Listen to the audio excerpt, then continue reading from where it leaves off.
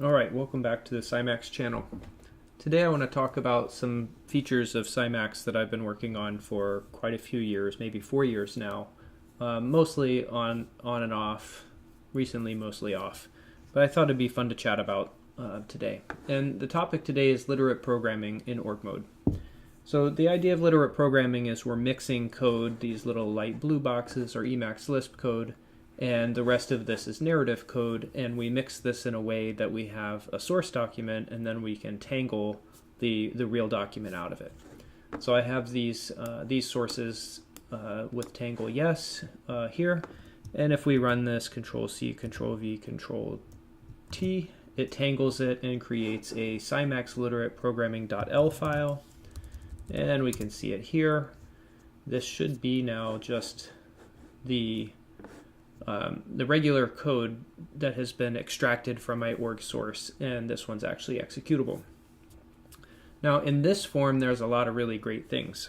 For example, we can run Flycheck mode, and that will give us some feedback here, right? You see all these little tooltips that tells me there should be some punctuation here, we need to capitalize name because it's an argument, etc. And that's pretty helpful. But if I go back here, they're all gone. So I thought it would be helpful to have that in here. So even if I run Flycheck mode, in fact it was already on, now it's disabled. So let's turn it back on. We don't see any of these. So scimax ob Flycheck is a library that I wrote for this purpose, and let's just check it out real quick.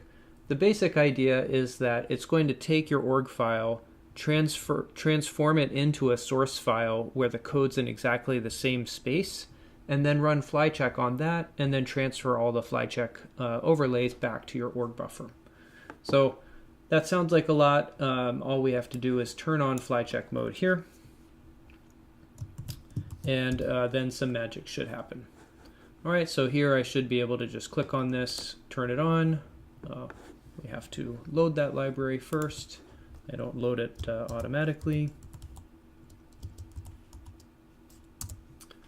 Alright, let's try that again. We load this, and it's a little bit slow because it's doing what I described, which is it's taking this whole file, converting it into an eLisp file, and then it is giving me the tooltips as we see here.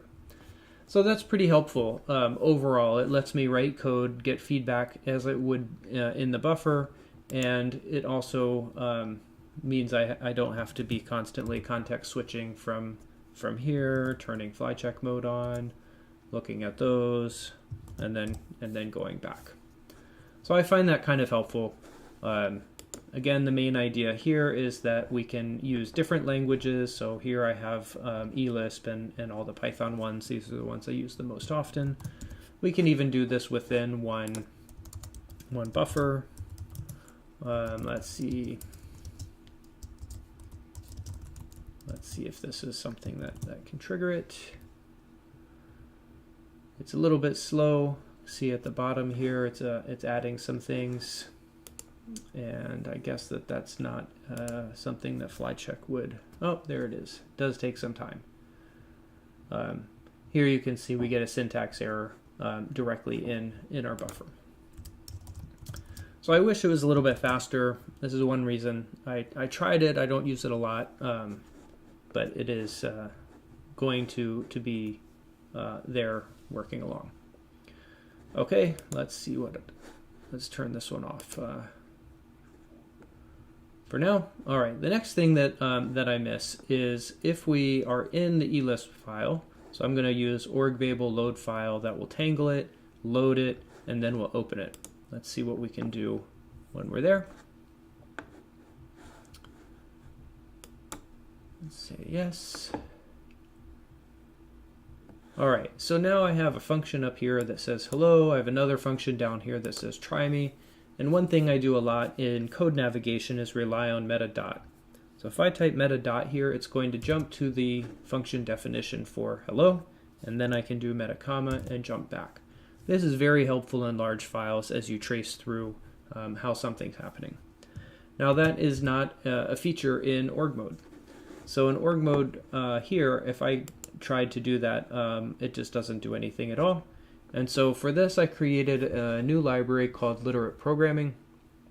And so let's have a look at this. The basic idea, again, is to make a copy of the file. It makes a temporary version. It runs e-tags on it, and then does some fancy things that allow us to jump around. Now, this one is a proof of concept. And let's see, let me look for the word dangerous. When we generate the tags, this is done in this docstring, what I call dangerously.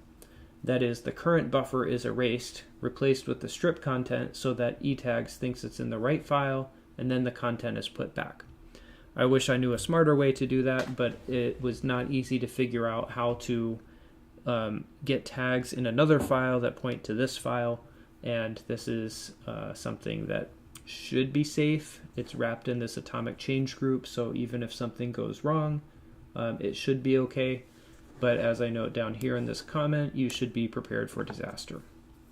That means good version control. Okay, so what do we do here? First, we have to generate the tags. So we'll click on that, and again, I should have loaded this library as well.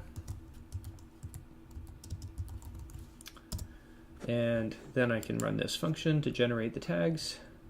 And after that, I should be able to get on this this buffer here, or this point here.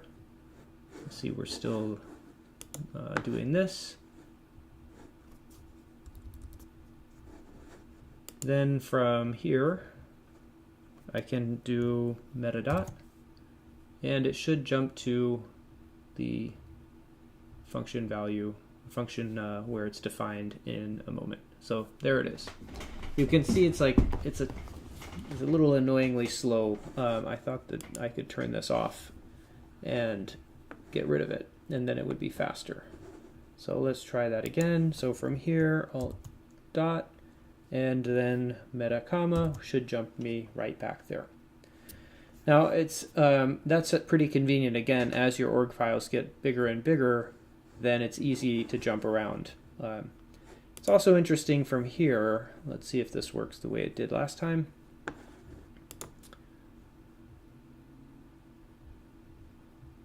If I press metadot from here, it jumps back to the org source. So that's pretty remarkable. The org Babel load file must be doing some magic in the locations where those things are defined.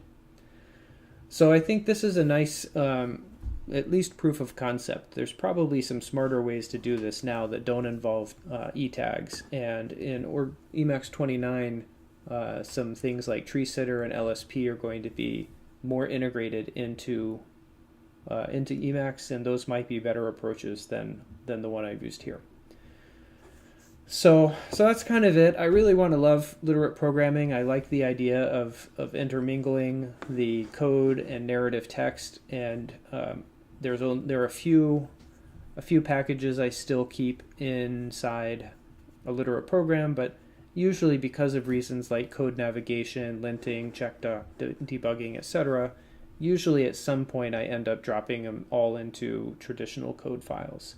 And that's really just because the tooling is behind the regular programming tools that make those things easy. So that's it. Just some simple ideas for how to try to improve things. The performance of these methods that I used are not that great in the grand scheme, so I don't use them that often, but I wish that I did. All right.